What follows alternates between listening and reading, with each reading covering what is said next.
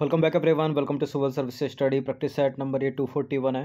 Practice करेंगे इसमें हम जीएस के प्रश्नों पर। तो चलिए स्टार्ट करते हैं। इस टेस्ट सीरीज़ की प्लेलिस्ट बना रखे, वहाँ पर आप टेस्ट नंबर 1 से लेकर 241 तक पहुँच सकते हैं। डिस्क्रिप्शन बॉक्स में लिंक है उसका। तो क्वेश्चन नंबर 1 है, ज्योग्राफी का सवाल है।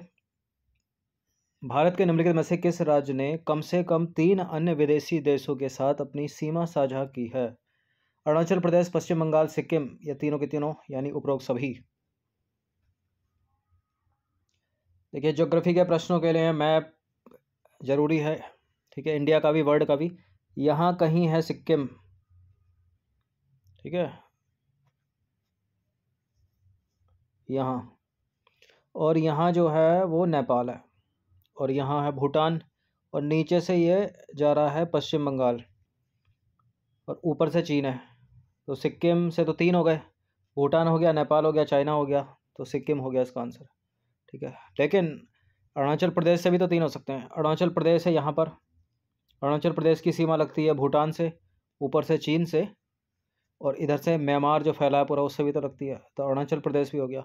अब पश्चिम बंगाल, पश्चिम बंगाल बांग्लादेश के साथ बना रहा है, और किसी के साथ बना रहा है क्या? देखिए यह है सिक्किम, नीचे से ऊपर को जा रहा है पश्चिम बंगाल।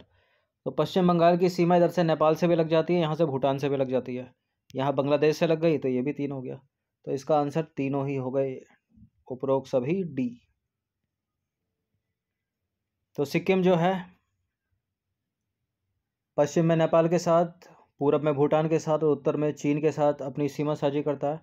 पश्चिम बंगाल की बात करें तो पश्चिम में नेपाल के साथ, पूर्व में भूटान के साथ, और दक्षिण पूरब में बांग्लादेश के साथ अपनी सीमा साझी करता है। अरुणाचल प्रदेश की बात करें तो चीन के साथ, म्यांमार के साथ, और भूटान के साथ अपनी सीमा साझी करता है। तो तीनों के तीनों हो गए। यहाँ देखिए, देखिए यह है सिक्किम, ठीक है, सिक्किम, सिक्किम के पश्चिम में नेपाल, भूटान है, ऊपर से चाइना है, तो ये हो गया। और बाकी बांग्लादेश, पश्चिम बंगाल को देखिए यहाँ से ऊपर जा रहा है ये, तो ये नेपाल हो गया, भूटान हो गया, और ये बांग्लादेश हो गया। बाकी आ जाइए अरुणाचल प्रदेश पे, अरुणाचल प्रदेश है ये, अरुणाचल प्रदेश यहाँ तक आ रहा, भूटान हो गया, ऊपर से चीन हो गया, और ये यहाँ से म्यांमार भी हो गया, तो 3 हो गया।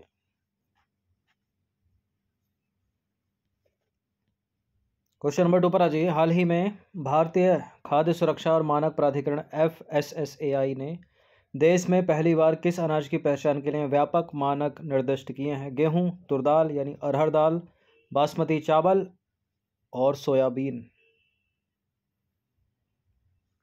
देखिए बासमती चावल के लिए क्या है, सी है इसका आंसर। तो भारतीय खाद्य सुरक्षा और मानक प्राधिकरण यानी food safety and standard authority of India, FSSAI, इसका फुल फॉर्म भी पूछ लेते हैं एग्जाम में। इसने देश में पहली बार बासमती चावल की पहचान के लिए व्यापक मानक निर्दिष्ट किए हैं, जो 1 अगस्त 2023 से लागू होंगे आने वाले। और मानकों को खाद्य सुरक्षा और मानक प्रथम संशोधन विनियम 2023 के तहत अधिसूचित किया गया है। इसका उद्देश्य है बासमती चावल के व्यापार में उचित कार्यप्रणाली को स्थापित करना और घरेलू एवं विश्व स्तर पर उपभोक्ताओं के हितों की रक्षा करना। पहचान के लिए मानक क्या है? देखिए बासमती चावल कृत्रिम रंग, चमक बढ़ाने वाले कारकों यानी जो पॉलिशिंग एजेंट्स होते हैं, और कृत्रिम सुगंध से मुक्त होना चाहिए,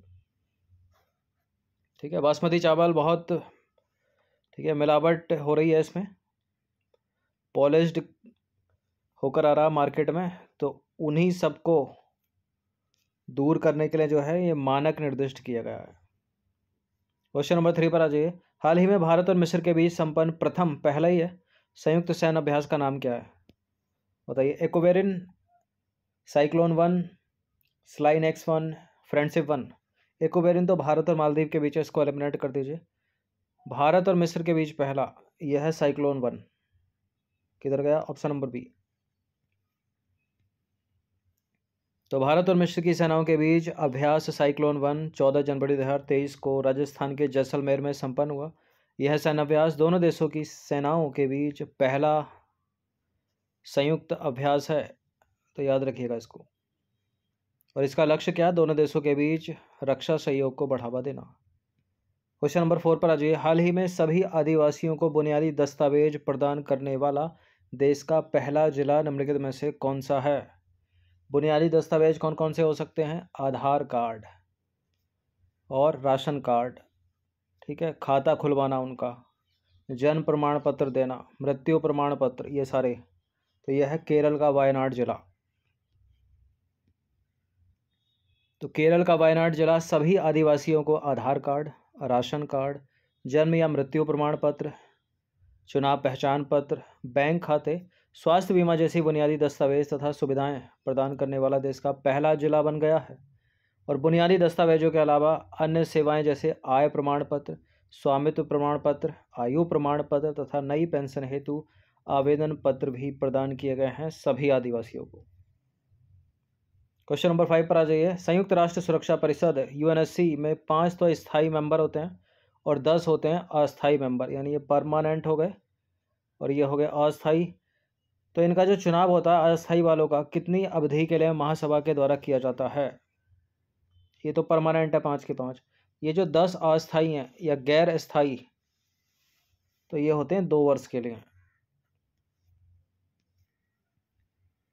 तो देखिए, सुरक्षा परिषद की स्थापना जो है वो 1945 में संयुक्त राष्ट्र चार्टर के द्वारा की गई थी और यह संयुक्त राष्ट्र के 6 प्रमुख अंगों में से एक है। अन्य 5 की बात करें तो वो कौन कौन से हैं? महासभा और ट्रस्टीशिप काउंसिल, आर्थिक एवं सामाजिक परिषद, अंतर्राष्ट्रीय न्यायालय और हो गया सचिवालय। तो 1, 2, 3, 4, 5 और छठी कौन सी हो गई? संयुक्त राष्ट्र सुरक्षा परिषद। देखिए, संयुक्त राष्ट्र सुरक्षा परिषद अंतर्राष्ट्रीय शांति और सुरक्षा बनाए रखने के जनादेश के साथ वैश्विक बहुपक्षवाद का केंद्र बिंदु है और महासचिव की नियुक्ति सुरक्षा परिषद की सिफारिश पर महासभा द्वारा की जाती है। और संयुक्त राष्ट्र सुरक्षा परिषद यानी यूएनएससी और महासभा संयुक्त रूप से अंतर्राष्ट्रीय न्यायालय के न्यायाधीशों का चुनाव करते हैं। ठीक है, इसके न्यायाधीशों का चुनाव कौन करता है? महासभा और संयुक्त राष्ट्र सुरक्षा परिषद। स्ट्रक्चर देख लेते हैं इसका, यानी संरचना। तो संयुक्त राष्ट्र सुरक्षा परिषद का गठन 15 सदस्यों द्वारा किया जाता है। इनमें से 5 स्थायी हैं और 10 हैं अस्थायी, टोटल हो गए 15। सुरक्षा परिषद के 5 स्थायी सदस्यों की बात करें तो अमेरिका, ब्रिटेन, रूस, फ्रांस और चीन। और इन स्थायी सदस्य देशों के अलावा 10 अन्य देशों को 2 वर्ष की अवधि के लिए अस्थायी सदस्य के रूप में सुरक्षा परिषद में शामिल किया जाता है। ठीक है, तो 15 में से 10 हो गए अस्थायी, 2-2 वर्ष के लिए, और ये तो परमानेंट है 5। क्वेश्चन नंबर 6 पर आ जाइए। सिक्योर हिमालय परियोजना की शुरुआत कब हुई थी? तो सिक्योर 17 करके बताया था मैंने आपको, तो 2017 इसका आंसर है, ऑप्शन नंबर बी। देखिए, हाल ही में यायासो झील चर्चा में है। ये यायासो झील को चुमाथांग गांव की पंचायत जैव विविधता प्रबंधन समिति ने सिक्योर हिमालय परियोजना के साथ मिलकर जैव विविधता अधिनियम के तहत लद्दाख का पहला जैव विविधता विरासत स्थल घोषित किया है। किसको? यायासो झील को। ठीक है, और यायासो झील लद्दाख में 4820 मीटर की ऊंचाई पर स्थित अपनी खूबसूरती के साथ पक्षियों के लिए स्वर्ग के रूप में जानी जाती है। म्योन्स क्या होते हैं? म्योन्स के संदर्भ में निम्नलिखित कथनों पर विचार कीजिए। यूपीएससी के फेवरेट होते हैं ऐसे प्रश्न, यूपीएससी सिविल सेवा में ज़्यादा पूछे जाते हैं। तो म्योन्स अंतरिक्ष से बरसने वाले उप परमाणु यानी सब एटॉमिक कण हैं। इनका निर्माण तब होता है जब पृथ्वी के वायुमंडल में ये कण कॉस्मिक किरणों से टकराते हैं। और साइंटिफिक अमेरिकन पत्रिका के अनुसार लगभग 10,000 म्योन्स 1 मिनट में पृथ्वी की सतह के प्रत्येक वर्ग मीटर तक पहुंचते हैं। देखिए, बिल्कुल ये करेक्ट है, दोनों के दोनों स्टेटमेंट म्योन्स से रिलेटेड, सी है इसका आंसर। तो म्योन्स अंतरिक्ष से बरसने वाले उप परमाणु यानी सब एटॉमिक कण हैं। इनका निर्माण तब होता है जब पृथ्वी के वायुमंडल में ये कण कॉस्मिक किरणों से टकराते हैं।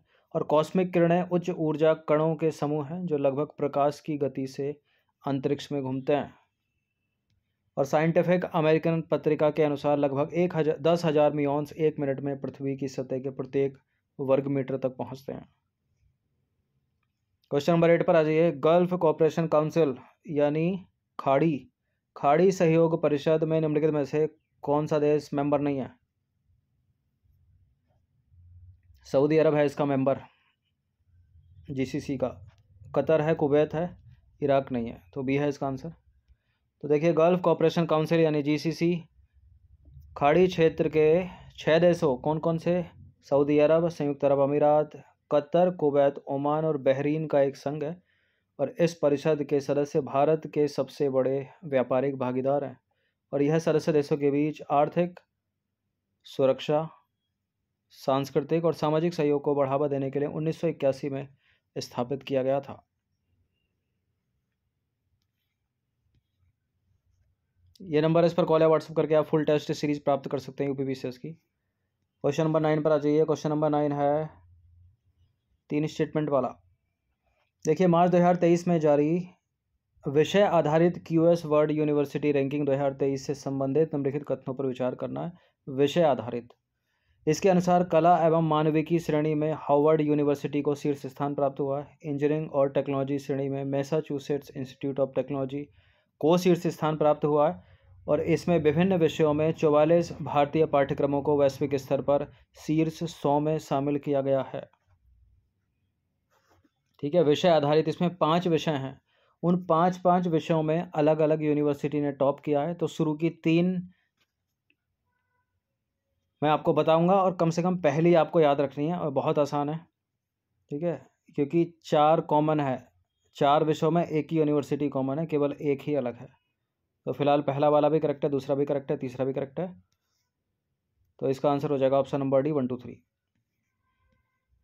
तो देखिए, विषय आधारित क्यूएस वर्ल्ड यूनिवर्सिटी रैंकिंग यानी QS world university ranking wise subject 2023 कब? मार्च 2023 में जारी और इसमें कुल 54 विषयों को शामिल किया गया और इसे जो है निम्न 5 व्यापक विषय क्षेत्र में वर्गीकृत किया गया है।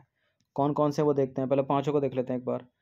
देखिए, कला एवं मानविकी, इंजीनियरिंग एवं टेक्नोलॉजी, जीव विज्ञान एवं मेडिसिन, चौथी है प्राकृतिक विज्ञान और 5वां है सामाजिक विज्ञान एवं प्रबंधन। अब देखिए, जो पहली है कला एवं मानविकी में, इसमें हार्वर्ड यूनिवर्सिटी ने टॉप किया है और ये जो दूसरी है इंजीनियरिंग एवं टेक्नोलॉजी, इसमें मैसाचुसेट्स इंस्टीट्यूट ऑफ टेक्नोलॉजी ने टॉप किया है और ये जो जीव विज्ञान एवं मेडिसिन है, इसमें भी हार्वर्ड ने टॉप किया है। सामाजिक विज्ञान एवं प्रबंधन में भी हार्वर्ड ने टॉप किया, प्राकृतिक विज्ञान में भी हार्वर्ड ने टॉप किया है। तो कला, मानविकी, जीव विज्ञान, मेडिसिन, सामाजिक विज्ञान एवं प्रबंधन, प्राकृतिक विज्ञान, इन चारों में हार्वर्ड ने टॉप किया है। केवल अकेली है इंजीनियरिंग एवं टेक्नोलॉजी जिसमें मैसाचुसेट्स ने टॉप किया है। तो याद रखिएगा इसको। तो कला एवं मानविकी श्रेणी में शीर्ष 3 संस्थान याद रखने, 3 की जगह हम पहला याद रखेंगे, हार्वर्ड यूनिवर्सिटी ने टॉप किया है। इंजीनियरिंग एवं टेक्नोलॉजी में इसमें मैसाचुसेट्स इंस्टीट्यूट ऑफ टेक्नोलॉजी ने टॉप किया है, केवल अकेली है ये। ठीक है, बाकी जीव विज्ञान एवं मेडिसिन, इसमें भी हार्वर्ड यूनिवर्सिटी ने टॉप किया। प्राकृतिक विज्ञान श्रेणी में भी हार्वर्ड यूनिवर्सिटी ने टॉप किया है और सामाजिक विज्ञान एवं प्रबंधन में भी हार्वर्ड यूनिवर्सिटी ने टॉप किया है। केवल और केवल मैसाचुसेट्स किस में है? इंजीनियरिंग एवं टेक्नोलॉजी में, उसको याद रखना। क्वेश्चन नंबर 10 पर आ जाइए। इंपॉर्टेंट प्रश्न है, 36वें सूरजकुंड अंतर्राष्ट्रीय शिल्प मेला 2023 से संबंधित निम्न कथनों पर विचार कीजिए। इसका आयोजन 3 से 19 फरवरी 2023 के मध्य सूरजकुंड फरीदाबाद हरियाणा में किया गया और इस मेले के थीम स्टेट उत्तर पूर्वी क्षेत्र के राज्य हैं। इस मेले का भागीदार देश जापान है। इनमें से कौन सा स्टेटमेंट करेक्ट है? 36वें सूरजकुंड मेले का जो भागीदार देश है वो जापान नहीं है, वो है एससीओ के सदस्य। एससीओ में जितने भी मेंबर हैं वो सारे के सारे। तो थर्ड को एलिमिनेट कर दीजिए, केवल 1 और 2, इसका आंसर हो जाएगा ऑप्शन नंबर बी।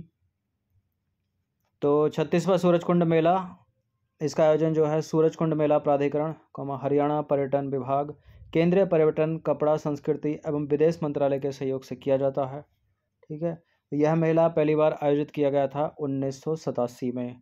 तो 1987 से जोड़ लो 13 वो हो गए, प्लस 2023 चल रही है तो 23 ये हो गए, यानी 36। तो 36वां है ये, 36वां सूरजकुंड मेला 2023 का। कब हुआ ये? 3 से 19 फरवरी 2023 के मध्य और विश्व के सबसे बड़े शिल्प मेले में से एक है ये। थीम स्टेट हैं उत्तर पूर्वी क्षेत्र के राज्य और कहाँ हुआ ये? सूरजकुंड फरीदाबाद हरियाणा में। और भागीदार देश क्या है? जापान नहीं है बल्कि संघाई सहयोग संगठन एससीओ के सदस्य देश हैं। एससीओ में कौन कौन मेंबर, कई बार बताया मैंने आपको। चलिए, तो 36वां सूरजकुंड मेला हरियाणा फरीदाबाद, थीम स्टेट उत्तर पूर्वी क्षेत्र के राज्य और एससीओ के मेंबर भागीदार देश, इसको याद रखिएगा। तो 10 प्रश्न थे ये इनकी प्रैक्टिस 1 से 2 बार कर लीजिएगा। धन्यवाद। हर दिन प्रैक्टिस करते रहिए।